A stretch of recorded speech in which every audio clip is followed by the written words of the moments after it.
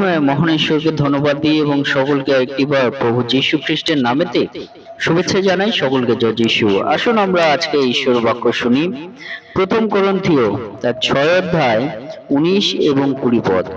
তোমাদের দেহ পবিত্র আত্মার মন্দির, অতএব তোমাদের দেহ দ্বারা ঈশ্বরের গৌরব করো। ঈশ্বর তার বাক্যে আমাদের প্রত্যেককে আশীর্বাদ যুক্ত করুন। আমেন। হে আমাদের স্বর্গীয় পিতা, পরিত্রাণকারী ঈশ্বর, তোমার মহানামের ধন্যবাদ, প্রশংসা এবং গৌরব দিই। আজকে এই সুন্দর সময় তুমি দিয়েছো পিতা, আর তোমার চরণ তলে প্রভু তোমার সেই বাক্য শোনার সুযোগ করে দিয়েছো, তাই তোমায় ধন্যবাদ দিই। বাক্যের মধ্য দিয়ে তুমি আমাদের জীবনে কথা বলো, আমাদের আত্মিক জীবন বৃদ্ধিতে তুমি সাহায্য করো, সঙ্গে থাকো এবং আমাদের বিশ্বাসে শক্তি তুমি প্রদান করো প্রভু। সঙ্গে থাকো এই প্রার্থনা প্রভু যীশু নামে চাই। আমেন। জয় যীশু। আজকে আমরা দেখি আমাদের পিতা ঈশ্বর তিনি বাক্যের মধ্য দিয়ে আমাদেরকে যে বিষয় বলতে চান। পিতা ঈশ্বর বলছেন যে তোমার দেহ ঈশ্বরের মন্দির, অর্থাৎ দেহ ঈশ্বরের মন্দির বলতে পিতা ঈশ্বর তিনি সকল সন্তানদেরকেই বলছেন, সকল মানব জাতিকেই তিনি বলছেন এবং প্রত্যেকের দেহকে বলছেন ঈশ্বরের মন্দির। হালেলুয়া। অর্থাৎ পিতা ঈশ্বর তিনি বলতে চান যে এই দেহ ঈশ্বরের মন্দির। এই মন্দির বলতে পিতা ঈশ্বর বলতে চান যে তোমার দেহ, সকলের দেহ, আমাদের প্রত্যেকের দেহ ঈশ্বরের আবাসস্থল, যেখানে ঈশ্বর তিনি বাস করেন। যদি ছোট করে একটি বিষয় আপনাদের বলতে চাই, যে একজন রাজা তিনি তার এক সেনাপতির গৃহে তিনি আসতে চান এবং সেই সেনাপতি তাকে আমন্ত্রণ জানালেন এবং রাজা তার গৃহে যাওয়ার জন্য প্রস্তুত হলেন। হালেলুয়া। রাজা তার গৃহে যাওয়ার জন্য প্রস্তুত হলেন, আর সেই সময় আমরা একটি ঘটনা দেখতে পারি যে পিতা ঈশ্বর তিনি সেই ঘটনার মধ্যে দিয়ে আমাদেরকে তিনি বলতে চান যে সেই রাজা যখন সেনাপতির গৃহে তিনি যাওয়ার জন্য প্রস্তুত হন, সেই সময় আমরা দেখি সেই সেনাপতি তার গৃহটাকে সুন্দর করে সাজাচ্ছেন, তার গৃহটাকে সুন্দরভাবে রেডি করছেন। এবং সেই রাজা যখন সেই সেনাপতির গৃহে আসলো, আর সেই সময় সেই সেনাপতিকে অন্যরা জিজ্ঞেস করলো যে তোমার গৃহে কে আসছে?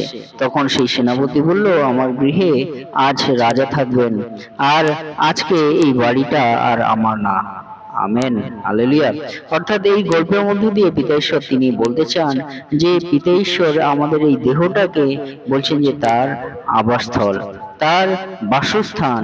তিনি এই গৃহে আসেন, আর সেই গৃহে যখন তিনি আসেন, আর সেই জন্যই পিতা ঈশ্বর তিনি আমাদেরকে বলছেন এই দেহকে আমরা যেন সেই রকম ভাবে সুন্দরভাবে সাজিয়ে রাখি, পরিষ্কার করে রাখি, শুচি করে রাখি, পবিত্র করে রাখি, কারণ পিতা ঈশ্বর এই গৃহে তিনি বাস করেন। আমরা যদি প্রথম করন্থীয় 3 অধ্যায় 16 পদ আমরা পাঠ করি, সেই জন্য পিতা ঈশ্বর তিনি বলছেন, তোমরা কি জানো না যে তোমরা ঈশ্বরের মন্দির এবং ঈশ্বরের আত্মা তোমাদের অন্তরে বাস করেন?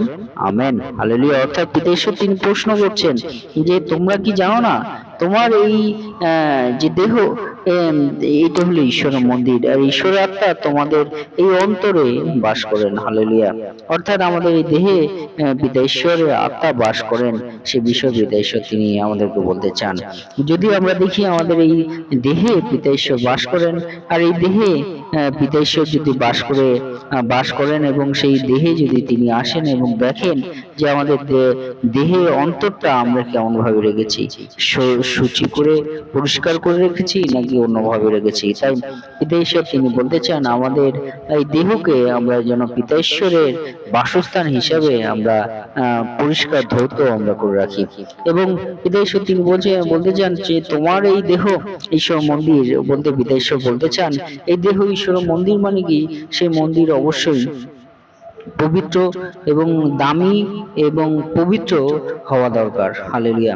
সেই দেহ অবশ্যই দামি এবং পবিত্র আছে, কারণ পিতা ঈশ্বর তিনি যখন দেহকে ঈশ্বরের মন্দির বলছেন, তার মানে এই দেহ পিতা ঈশ্বর তিনি অনেক মূল্যবান ঈশ্বরের কাছে এবং পবিত্রতা মধ্যে প্রকাশ পায়। হালেলুয়া। সেই বিষয় পিতা ঈশ্বর তিনি আমাদেরকে এই 2 নম্বর বিষয় বলতে চান যে ঈশ্বরের দেহ, আমাদের দেহ ঈশ্বরের মন্দির বলতে এই দেহটা হলো অনেক মূল্যবান ঈশ্বরের কাছে এবং পবিত্রতায় তিনি আমাদেরকে দেখেন। হালেলুয়া। তাই পিতা ঈশ্বর এই দেহে তিনি বাস করেন, এই দেহ ঈশ্বরের মন্দির, এই দেহ মূল্যবান।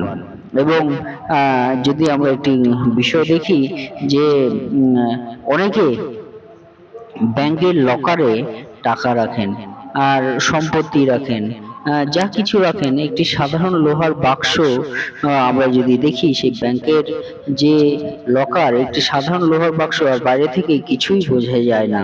যে লকারের মধ্যে কোটি টাকার হীরা, সম্পত্তি, বিভিন্ন ধরনের যেগুলো মূল্যবান সম্পত্তি সেগুলো রাখা হয়, কিন্তু সেই সাধারণ লোহার বাক্সটাকে বাইরে থেকে দেখি কিন্তু কিছুই বোঝা যায় না, কিন্তু ভিতরে কোটি টাকার হীরা আছে। ব্যাংকে কিন্তু 24 ঘন্টা সিসিটিভি ক্যামেরা দিয়ে পাহারা দেয় এবং সিকিউরিটি কিন্তু পাহারা দেয়। সেটিকভাবে পিতা ঈশ্বর তিনি আমাদেরকে বলতে চান আমরা কিন্তু সাধারণ, আমরা দেখতে সাধারণ, কিন্তু পিতা ঈশ্বর তিনি বলতে চান আপনার ভিতর কিন্তু ঈশ্বরের সেই হীরা পবিত্র আত্মা বাস করেন। হালেলুয়া। তাই যিশুর রক্ত দিয়ে কিন্তু আমাদেরকে কেনা হয়েছে। প্রথম করিন্থীয় তার 6:20 পিতা ঈশ্বর তিনি বলেন যে তোমরা নিজের নও, কারণ মূল্য দ্বারা কিনতে হয়েছে, অতএব তোমাদের দেহে ঈশ্বরের গৌরব করো। হালেলুয়া। অর্থাৎ যিশুর সেই রক্ত দ্বারা আমাদেরকে কেনা হয়েছে এবং পিতা ঈশ্বর তিনি বলতে চান আমরা দেখতে সাধারণ, আমরা প্রত্যেক মানব জাতি, কিন্তু আমাদের অন্তরে কিন্তু ঈশ্বরের সেই পবিত্র আত্মা, সেই হীরা কিন্তু বাস করেন। হালেলুয়া।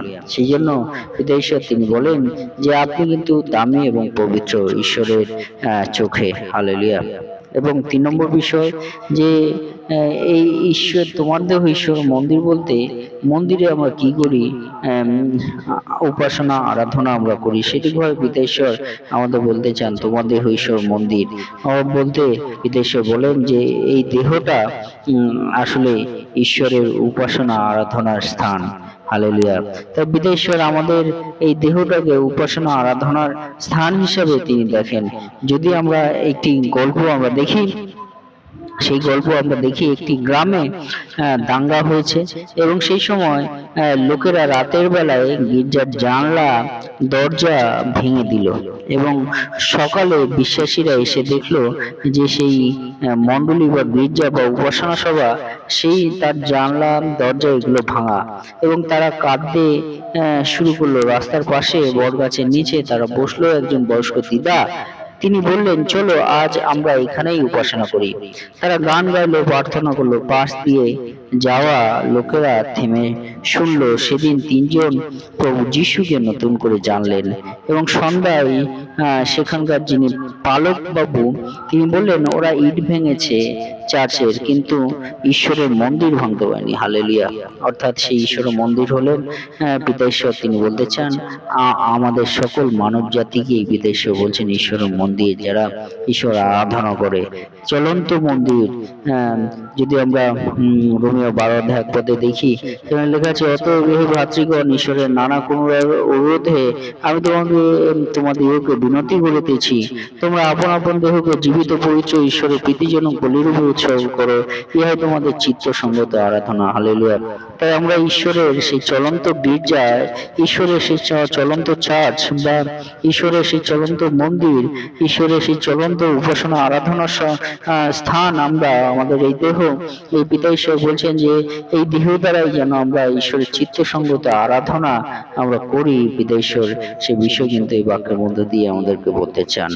তাই আজকে আপনাদেরকে বলতে চাই যে আসুন, যে পিতা ঈশ্বর তিনি আমাদের এই দেহকে পবিত্র করে ঈশ্বর মন্দির হিসেবে তিনি আমাদেরকে বলেছেন। সেই মন্দির বলতে পিতা ঈশ্বর তার আবাসস্থল হিসেবে তিনি আমাদেরকে বলেছেন। তা এই মন্দিরটাকে পিতা ঈশ্বর তিনি পবিত্র এবং মূল্যবান হিসেবে তিনি চিহ্নিত করেছেন এবং এই দেহকে ঈশ্বরের আরাধনার স্থান হিসেবে চিহ্নিত করেছেন।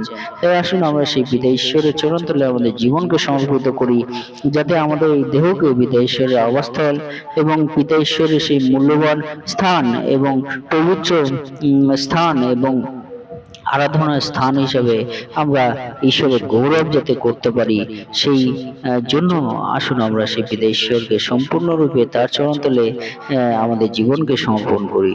তিনি আমাদেরকে দয়া করবেন, করুণা করবেন, সঙ্গে থাকবেন। এই বাক্য দ্বারা পিতা ঈশ্বর আপনাদের সকলকে আশীর্বাদিত করুন, আমেন। এই মুহূর্তে পিতা ঈশ্বরের প্রেম এবং প্রভু যীশু খ্রিস্টের অনুগ্রহ ও পবিত্র আত্মার সহভাগিতা যুগ থেকে যুগান্ত পর্যন্ত আপনাদের সকলের সহবর্তী হন, আমেন। জয় যীশু, জয় যীশু।